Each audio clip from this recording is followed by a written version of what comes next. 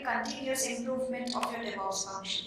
And for this, I would like to invite on stage Dr. Kapil Singhal, who is an experienced leader in analytics, data, and business intelligence with over 21 plus years of demonstrated history of working in multiple industries. He is skilled in BI platforms, advanced analytics, AI, ML, and cloud solutions, specializing in influencing data-driven culture. As a VP and Head Data and Analytics Practice at VIL, he leads the practice of analytics, AI, ML, and data science. With this, please welcome him with a big round of applause. First of all, thank you, Dean, for giving such a warm introduction over there.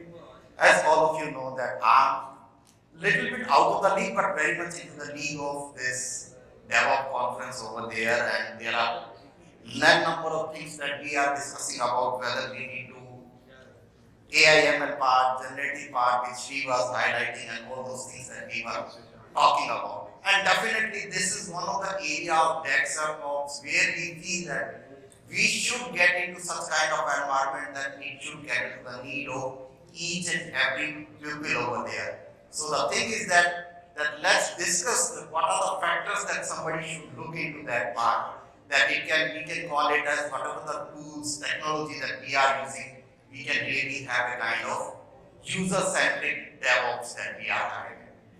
I'm going to present a very primitive slide to all of you, and all of you might be saying, why this slide? We know what the DevOps is all about.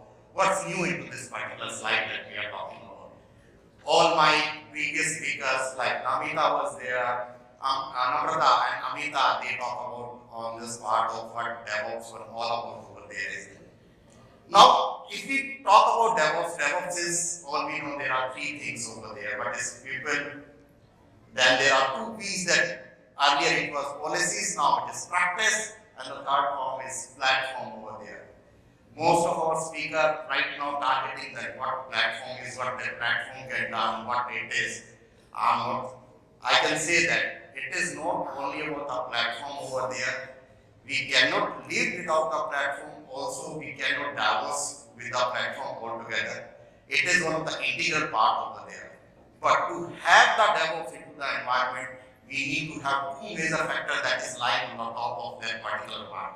One is that we call it as pupil. Second part that we can call it as policies that has been replaced, or process that has been replaced by the policies over there. What is pupil? Now we are saying that we are doing this kind of work, that kind of work over. Now the trend is shifting over there. We have the kind of hardcore developers that is earlier there, and we are feeling that there is a need of crucial environment for them so that there is no mistake over them. They can take care of all the stuff by themselves, or system can take care of the stuff for themselves. They know what needs to be there. As one of the important points that Amita highlighted over there, that nobody wants to commit the mistake knowingly over there. It is done by the unknowingly or unintentional mistake over there. But yes, they know that there are some kind of tools where they are doing some kind of check-in, check-out over there, some kind of verification over there, it will get sorted out. But now, if we see the trends are shifting from this part, we are having the kind of developers which are highly techy, we are coming to the citizen developers as well, who are working on low-code and no-code environment altogether. What about them? We should have our system over there that can address that. If some citizen developer is developing any kind of application over there, any kind of stuff over there, what are the things that our system should incorporate in between and can take care of rest of the stuff for them, so that whatever they are developing, it can bring a real sense to them and it can go into the production. I'm not talking in terms of only the products, but I'm talking in the terms of solution and application which are catering to the need of particular business over there. So that's how it is. Now, everybody, I think it was Sanjay who has mentioned out first that what is the security left shift, it is there, then it is getting vetted by Amita over there that yes, it is one of the important aspects that Redhat bringing, that what is kind of left shift, security left shift over there. But yes, we need to have a kind of DevOps environment over there where we can see that security left shift is one compliant, one of the features that should be included in that particular part. The another aspect that we need to have it is that let's look into the various aspects. As a netizen developer or kind of things, when we are developing anything, we have to know that what kind of memory it will consume, what kind of whether we do have the infrastructure for that particular part, whether we are going to write the code that is meeting the particular compliance and all. So these are the questions that comes to the individual developer mind, be how much tech is, how much pro it is, how much what kind of knowledge that he is having.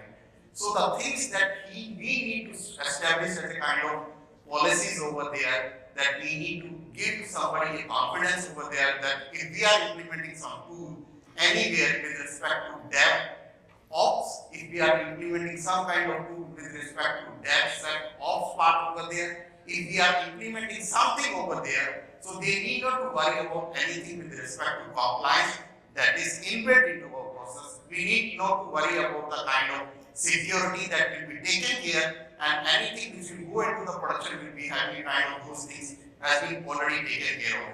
And one of the interesting aspects that somebody would like to have it over here is that they need to aware that what are the risk factors over there within the security that we are talking about, the risk part over there. So what are the risks over there? Whether we are maintaining the risk in a kind of old ways of maintaining the risk register and then taking care of those particular things, or we are having a kind of our tools or methodology which we are having it is implementing as a kind of encapsulated those risk into their security persona, and then once everything goes into the production part as a kind of deployment from that, it will be kind of complete, secure, minimal risk part over there and the compliance. As I think my previous speaker was mentioned that it is when something comes up like OpsMx, Redhat and all those things, they have taken care of various compliance by themselves itself for me. Yes, so those are the things maybe we need to incorporate. I'm not talking from a product perspective, but yes, whenever we are going to have anything with respect to that, we need to have those things incorporated into our system. So those are the kind of things that we need to have it, and I call it definitely kind of DevOps to that particular thing.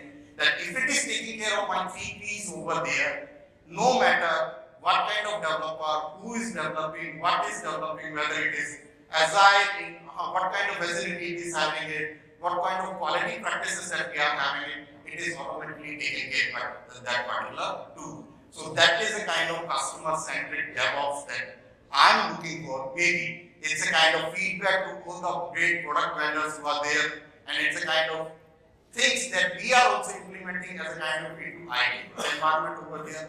We are also implementing those kind of aspects. So now let's come into the part of that if we are going to have a kind of DevOps, customer-centric DevOps that we are calling on, what kind of homework that we need to have it. We are calling, okay, the product is standard, it can address the generalized issue over there. Now what is the demand right now in DevOps over there? That it should be very much objective, and another thing that it should have it is that it should able to pinpoint that particular specific context that we are talking about, or we are getting into a kind of stuck over there. That's how we can say that we will win 60% of our battle over there. So now, what is the homework that we need to have it? Homework is nothing but we can say that how and why part over there. So what is why we need to have those kind of what we consider customer-centric, why we need to have this kind of customer-centric approach over there. Now today, everybody is talking about that we should have a kind of improved customer satisfaction and all. And this is again in line to my previous statement over there, that it should be able to address 90% of the need in the beginning, or we can say 10% of the scenario-based approach that comes up, it should be able to nail point those 10% of the scenario with the specific context over there.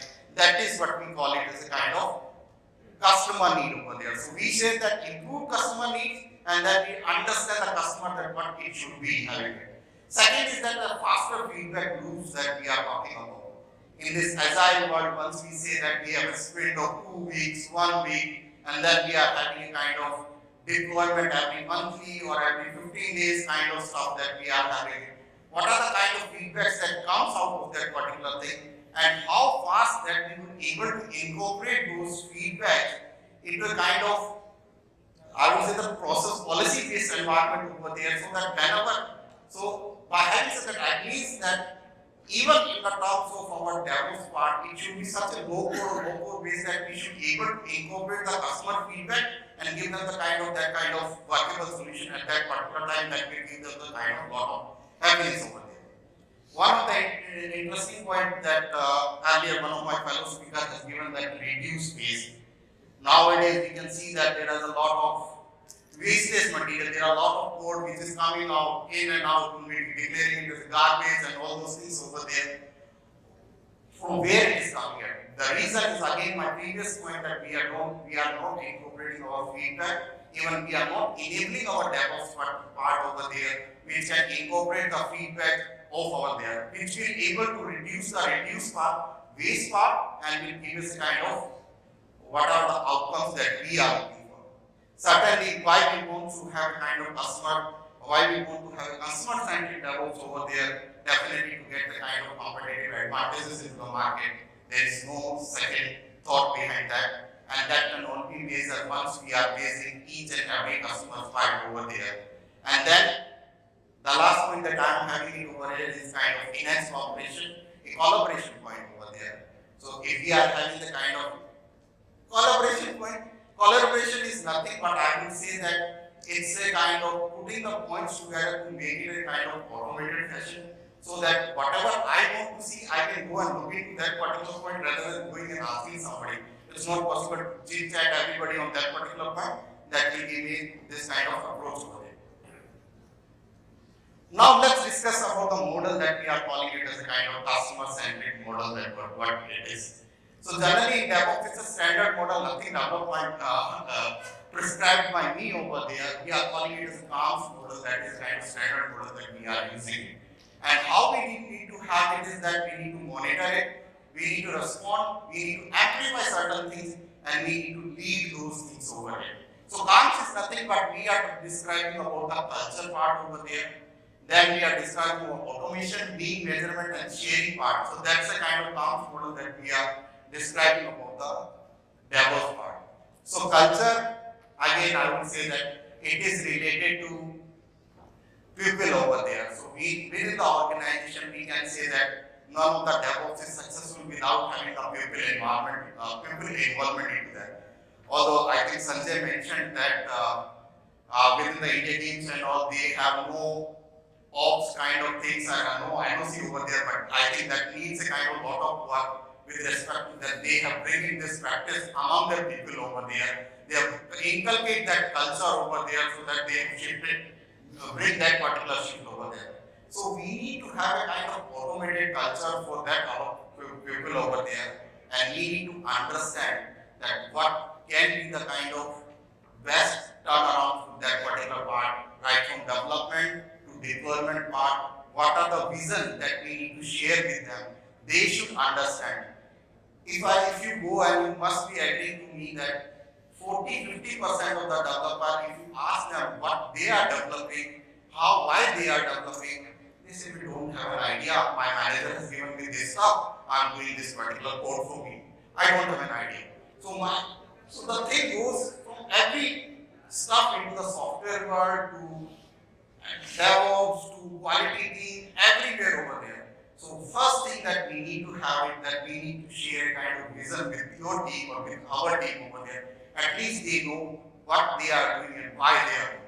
Second thing is that let's not involve them in any kind of work over there, which is a kind of daily routine task which is there. They are working on a kind of sequential thing, and they are getting that I've done my job, I'm happy with that. Let's bring a kind of culture where we can see that they are working on insequential things over there. They are paying attention to the things which are not recurring on a daily basis over there, and what can be done to resolve them.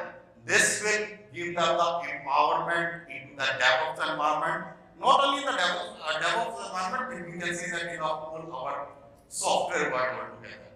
Automation, that's maybe I will say that in AI, lots of people or my fellow speakers was talking about. Automation. Now, one of the challenges that I will share with you that we are facing in telecom world as well, and why we need a kind of automation over there, and what we are doing the kind of few of the levels the automation are good enough. We are doing a lot of monitoring part over there, we are taking a lot of feedback over there. But really the stuff comes that we are using those monitoring part only to raise alarms over there. We get the red signals, we get the message over there, we get the email, we work out to solve those things over there. After that, we are stopped. We are not utilizing that particular part over there. The real automation means I am talking about in the DevOps work that we need to have it, that we need to analyze those logs, we need to keep those logs, we need to have those logs into our environment so that once we are doing a kind of other automation, once we are doing a kind of predictive analytics, once we are seeing that some alarms are getting raised at some threshold level, what could be the predictability that another alarm may come up in another scenarios over there. So that is the kind of things that we need to have for automation part over there. Third part is lean, which everybody is aware is that we always keep our structure lean. We always keep everything lean so that we can address the issues in a kind of better manner over there. We can have what we can say that small batches, whatever that we are producing, it can be incorporated and goes into the production environment. Measurement and sharing. So measurement is, we can say, the customer satisfaction that we are talking about.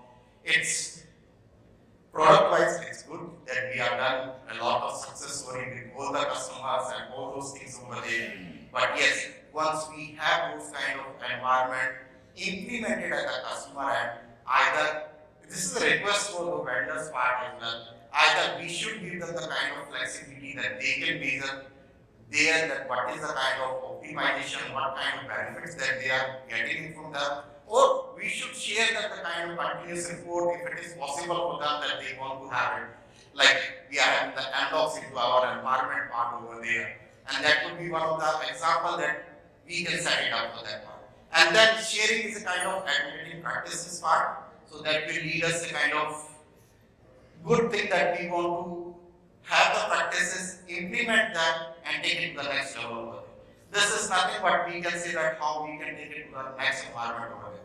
This is one of the interesting slides that I was presenting it over there, and I am recalling that my point on this, that we are monitoring a lot of things over there, but monitoring, we are only monitoring in the term of raising the alarm, nothing more than that. Let's use that monitoring in an effective manner, which can give the customer a kind of things that your tool, what you are using right now, can do lots of AI/ML part over there. Can be used if you are developing your foundation model into that particular part, can be used as a data part over there as well.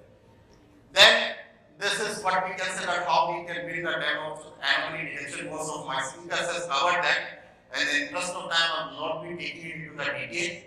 This is what I was discussing about that if we have to have the customer-centric approach in the DevOps, first thing that we need to have it is a kind of share the vision, team vision that even in the DevOps, what we need to tell the thing that what we are looking for and what you need to do it. Empower them with this particular thing, and they will give you the best possible results for your team as well, for your customer as well, and your believe then your product will be a kind of your customer-centric product. Then autonomy and empowerment that I have already described. And then another thing is that you should ask your team for strive for innovation. That's one of the key dimensional block for them, and they will be able to help with that.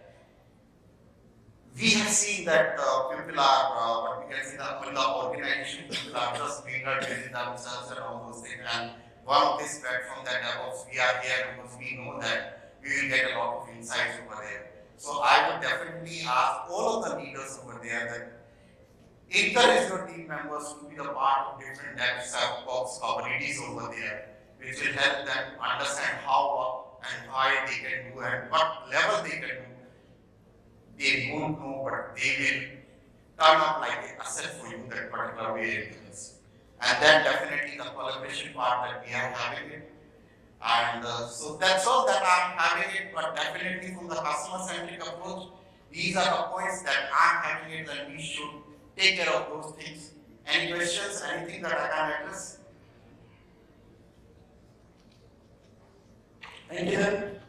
Thank you so much, sir. Thank you so much for your session. Please give him a big round of applause.